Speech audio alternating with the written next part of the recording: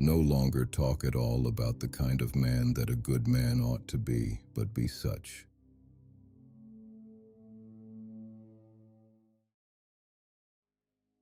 The last few weeks for me have been filled with reading Marcus Aurelius, Plato, and the teachings of Vedanta with Swami Dayananda. And what's interesting is, despite coming from completely different cultures, time periods, and traditions, they all seem to converge on one idea. Most people already know what's right, but living by it is still a struggle. And that raises a deeper question. If we already understand ethics at a basic level, why do we consistently fail to act on it? If you strip down ethics to its basics, it's surprisingly simple. Don't lie, don't cheat, and don't harm others unnecessarily. Essentially, treat people fair. And these aren't controversial ideas. You don't need a philosophy degree, you don't need religion to understand them. Across cultures, across time periods, and across completely different societies, we see the same patterns emerge. Humans tend to recognize fairness, harm, and we, at the end of the day, recognize reciprocity. This is what you call common sense ethics, a kind of intuitive moral baseline. And this is important because it means the core problem in society isn't that people don't know what's right, it's that knowledge alone doesn't translate into behavior. So if people already understand basic ethics, why do we fail? Because human behavior isn't driven purely by logic. It's driven by impulses, anger, fear, desire, ego. You can know that lying is wrong and still lie when it benefits you. You can still believe in fairness and still act unfairly when you're under pressure. You can value empathy and still ignore someone when it's inconvenient.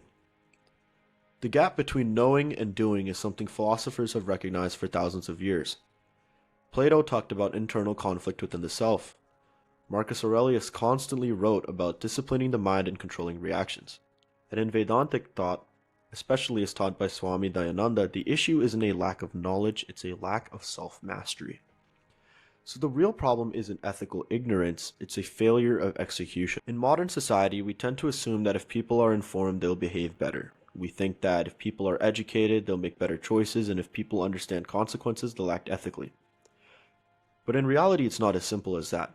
We have more access to information than any generation in history, yet people still act impulsively, public discourse is still hostile, and the trust we have in our institutions is still declining.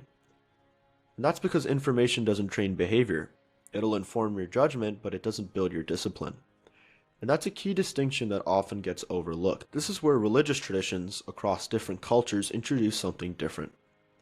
Not just moral guidelines, but systems of practice. And you can actually see this across the major religions. In Christianity, practices like prayer, confession, and regular reflection create a constant loop of self-evaluation, forcing individuals to confront their actions and align with moral standards. In Islam, the structure is even more explicit. Daily prayers, fasting during Ramadan, and zakat, or charity, which build discipline, empathy, and a consistent awareness of accountability. In Hindu traditions, especially in Vedantic teachings as explained by Swami Dayananda, there's a strong emphasis on self-mastery, controlling impulses, acting in alignment with your duty, and reducing ego-driven behavior. In Buddhism, practices like mindfulness and meditation directly train awareness, helping individuals observe impulses before acting on them. And even in Judaism, structured practices like Sabbath observance and dietary laws create regular discipline and intentional living. Now the point here isn't the theology, it's the structure. Across all of these traditions, you see the same pattern. Ethics isn't just something you believe, it's something you practice repeatedly through systems that shape behavior over time. And that's the key difference. Common sense ethics tells you what's right, but the systems of religion are designed to actually help you live it. To be clear, you don't need religion to live ethically, but you do need structure. You need systems that reinforce behavior. Because without reinforcement, even the best ideas break down over time. What many religious traditions figured out, intentionally or not, is that ethics has to be practiced, not just understood. And when you remove structured practice entirely, you're left with something fragile, a society where people agree on what's right but don't consistently act on it. Now, to be fair, when people hear this, there is an immediate pushback. If religion is supposed to reinforce ethics, why has it also been the source of so much conflict? And that's a very valid concern. History is full of examples where religion has been tied to division, violence, and power struggle. But it's important to separate two things: the function of a system and how it's used by the people. Because the same structures that can promote discipline and ethical behavior at an individual level can also be used at a collective level to create identity, loyalty, and sometimes division.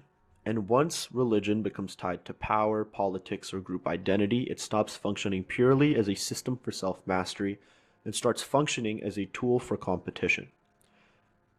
But this isn't unique to religion in any way. You see the same pattern with political ideologies, nationalism, and even economic systems like we saw in the Cold War. Any framework that creates strong identity can be used constructively or destructively. So the issue isn't simply religion itself, it's how human beings interact with the systems of belief. At the individual level, many of these traditions are designed to reduce ego, increase discipline, and produce ethical behavior.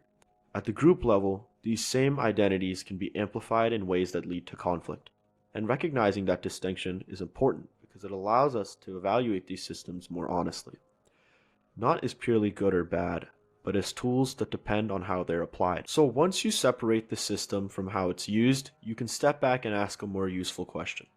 What actually helps people live ethically in practice? So when we look at the state of modern discourse, whether it's politics, social media, or just everyday interactions, the issue isn't that people don't understand ethics, it's that we've overestimated the power of knowledge and underestimated the importance of discipline. Common sense ethics gives us the blueprint, but historically, systems like those found in religious traditions have provided something else: consistency, repetition, accountability.